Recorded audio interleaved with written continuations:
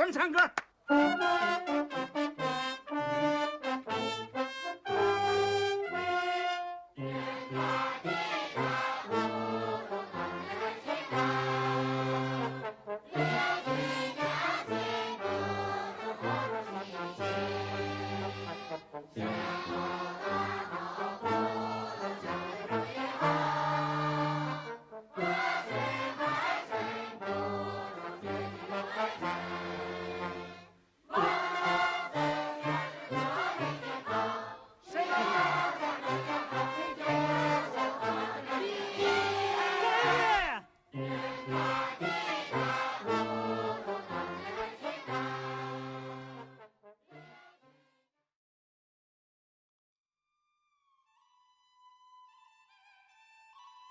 To Live begins in the 1940s, nearing the end of the Civil War in China.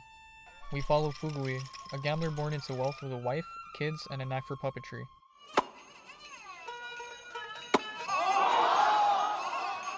His addiction to gambling sends him down a road of perpetual decline, leading him to lose his family and his home.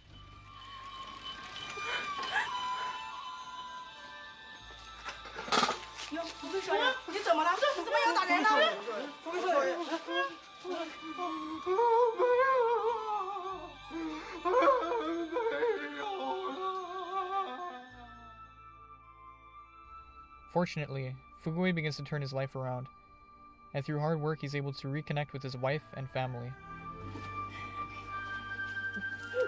看像你不？起名了吗？起了，叫个不赌。 He also receives a gift from Long Er, the man he'd lost everything to, this gift being a puppet collection. Fugui begins a performance troupe, and for the moment things are looking pretty good for him.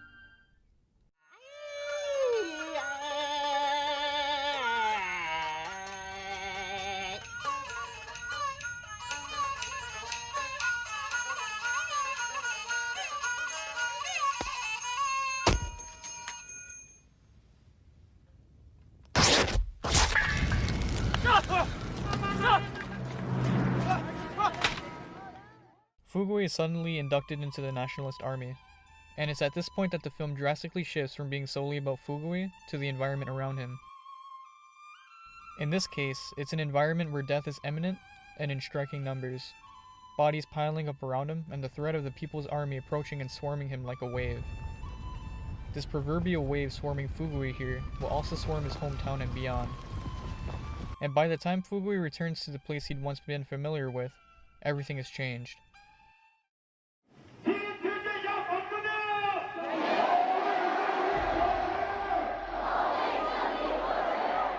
Crowds surge throughout the streets in a way not seen prior to Fugui's conscription, chanting and pumping their fists for the execution of one man, Long Er, who's been labeled as a counter-revolutionary. Fugui, watching a man he'd once considered to be a friend be dragged out by his neighbors turned bloodthirsty crowd, to be shot 5 times in the town center, sends him into a state of fear and hysteria at the realization of the new order of things. From then onwards, he and his family would assume the role of the ideal communist everyman for the sake of survival, enduring harsh working conditions and an inescapable exposure to propaganda at the risk of persecution and possibly execution. The acceptance and almost reverence of this condition wouldn't protect the family for long. His sleep-deprived son, Yo King, is the first to unfortunately face the consequences of this new normal, Fugui's final words to him ironically singing the praises of the Communist Party. 要是听爹的话呀，咱们的日子就越来越好。你看啊，咱们家现在也就是一只小鸡儿，鸡养大了就变成了鹅，鹅养大了就变成了羊，羊再养大了就变成了牛了。牛以后呢？牛以后就是共产主义了，就天天吃饺子，天天吃肉了。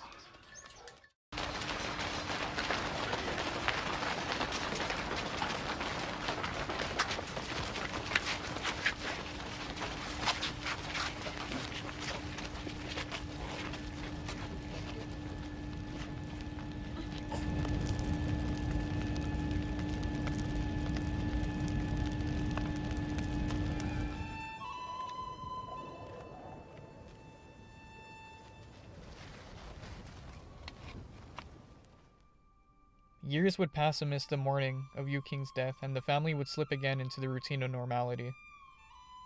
Fugui's remaining child, Feng She, gets married and begins her own life with her husband Erkshi, eventually becoming pregnant. A momentous occasion met with more misfortune. The city had continued to change its appearance, with propaganda now scrawling every wall and being peddled by the truckload, infesting even the hospitals. Academics, past authorities, and doctors had been labeled as reactionists and enemies of the Red Guard, leaving no one to tend to Feng She's delivery.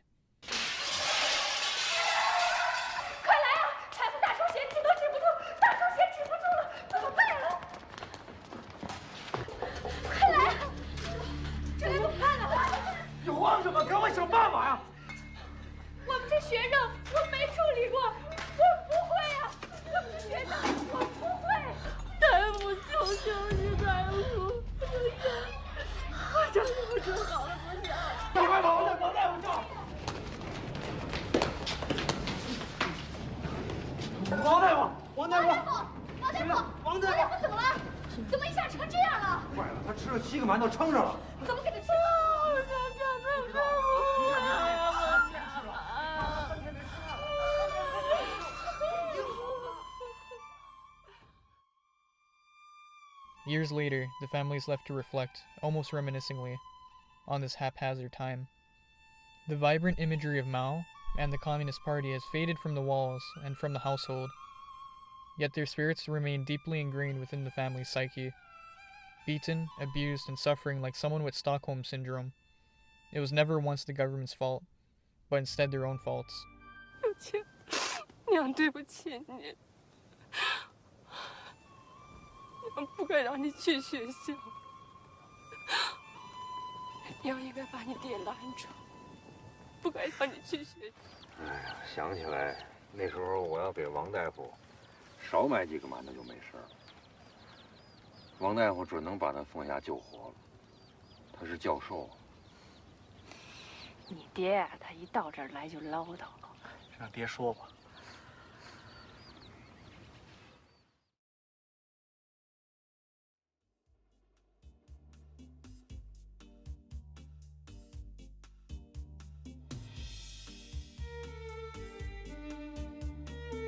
At the turn of the century in South Korea, a man named Young Ho is lying under a railroad. There's a party nearby, and it's a party of his old friends. 야, 이게 누구야? 너 김영환이야? 어? 야 임마. 야, 진짜 오랜만이다. 어? But little do they know, Young Ho's decided that today is the day that he dies. 그 연락이라는 게 쉽지가 않더라고. 그렇지. 또 있는데 알았으면 내가 연락을 해. 괜찮다잖아요.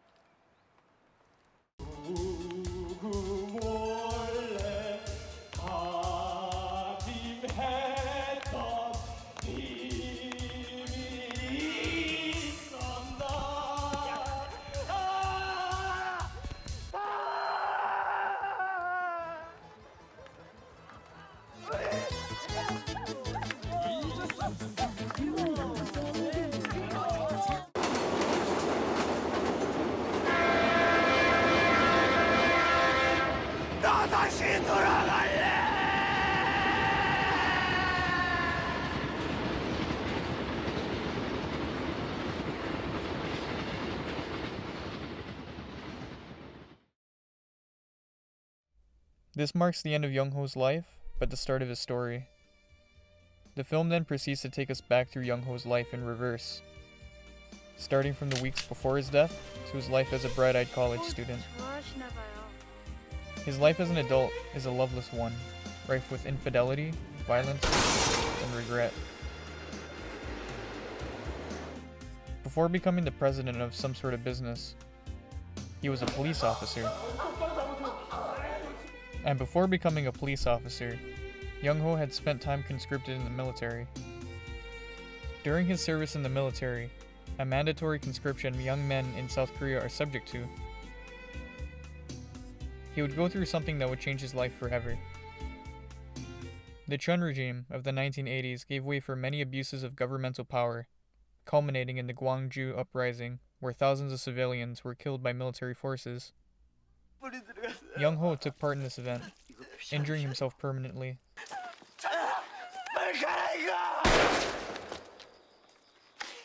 And murdering an innocent student.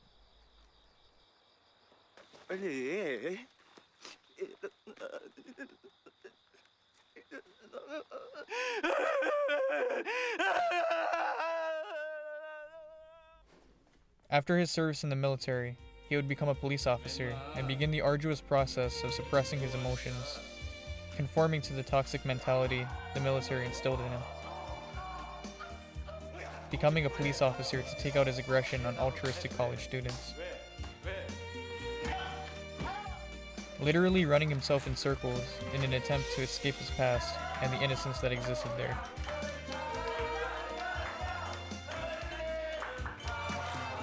But despite his best effort, it's impossible for him to escape his past.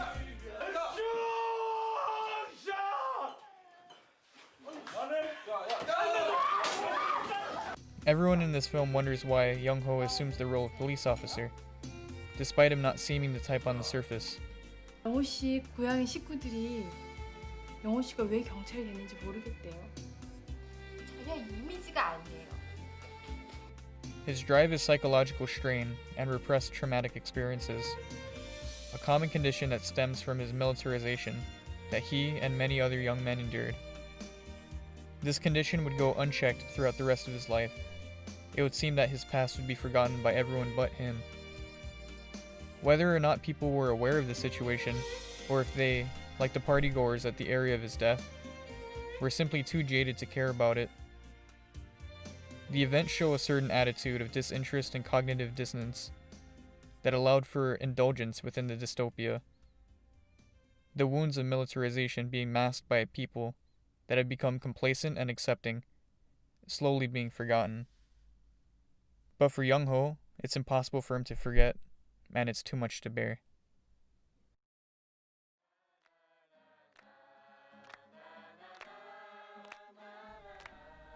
By the end of the film, we see Young-ho during his college years before the war, singing at the place we'd find out at the beginning of the film to be his final resting place.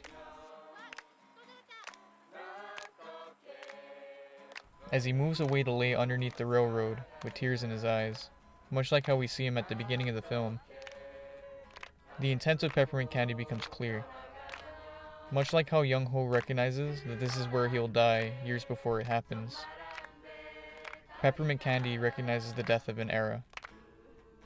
A eulogy for the crushed, beaten, and forgotten, who'd been deeply affected by and protested against the militaristic government of the Chun regime. Comparing it to Live, the intent of each director is quite different. Even the title evokes a feeling of forward motion, to live further into the future. Rather than simply mourning for what was, To Live, in its conventional narrative style of constantly moving forward, is reflecting on where China was and how far it's come since then. The intent, more of a testament than a eulogy, bittersweet but not pessimistic. But both of these films underscore similar themes.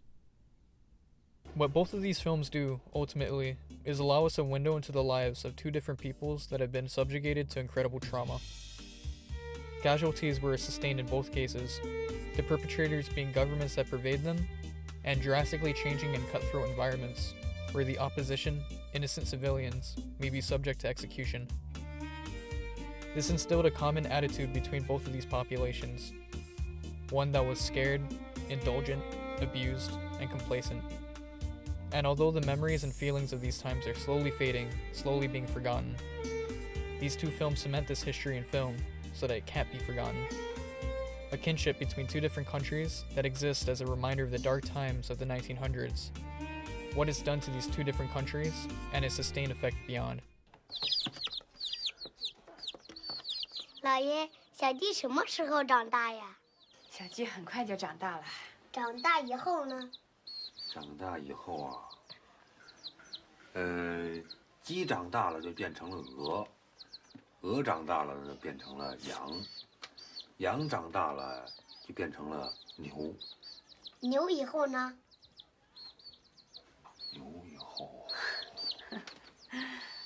牛以后啊，馒头就长大了。我要骑在牛背上。对，馒头就骑在牛背上。馒头长大了就不骑牛了，就坐火车、坐飞机。那时候啊，日子就越来越好。